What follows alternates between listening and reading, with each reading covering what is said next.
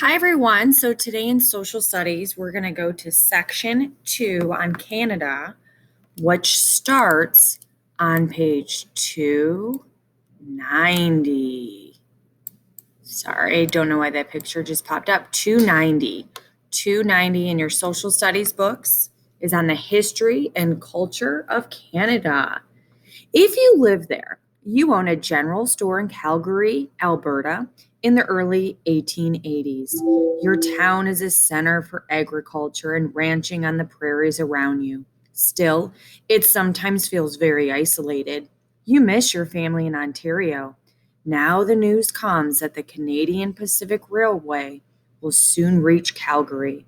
It will connect the town with all of central and eastern Canada. How will the railroad change your life? Building background. Canada is a close neighbor with the United States. The two countries are linked by a common language and a history of British colonial rule. But the two countries developed in different ways. Canada's diverse population developed its own culture and way of life. History. As the ice sheets of the ice ages melted, people moved in all areas of what is now Canada. As they did elsewhere in the Americas, these ancient settlers adapted to the physical environment. Page 291, Native Canadians.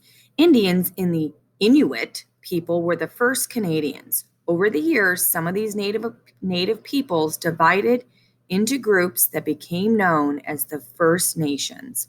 One group living on Canada's vast interior plains, called the Cree, were skilled bison hunters.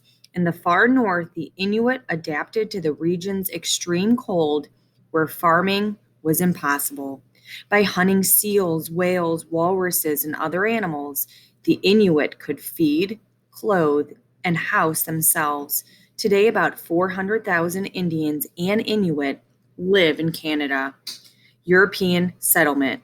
Other people migrated to Canada from Europe. The first Europeans in Canada were the Vikings, or the Norse.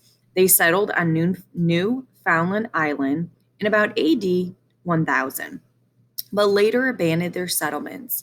In the late 1400s, other Europeans arrived and explored Canada. Soon, more explorers and fishermen from Western Europe began crossing the Atlantic.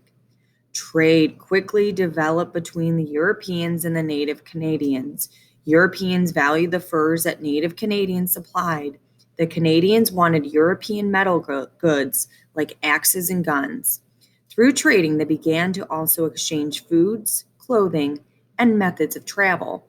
New France. France was the first European country to successfully settle parts of what would become Canada.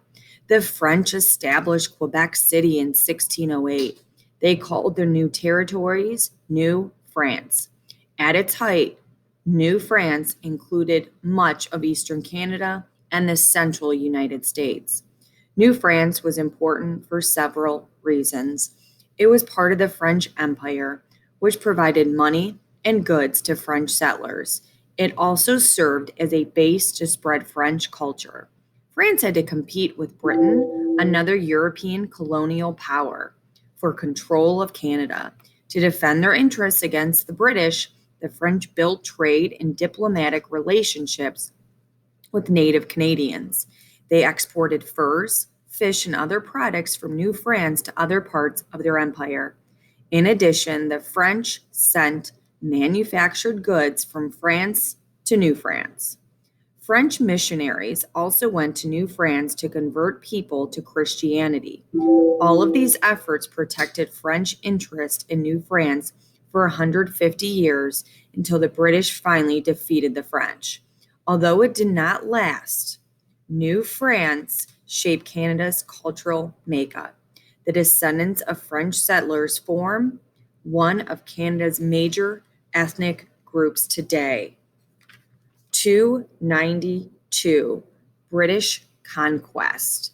In the mid-1700s, the rivalry between France and England turned to war. The conflict was called the French and Indian War. Okay, stay on 292, and we will pick up here shortly.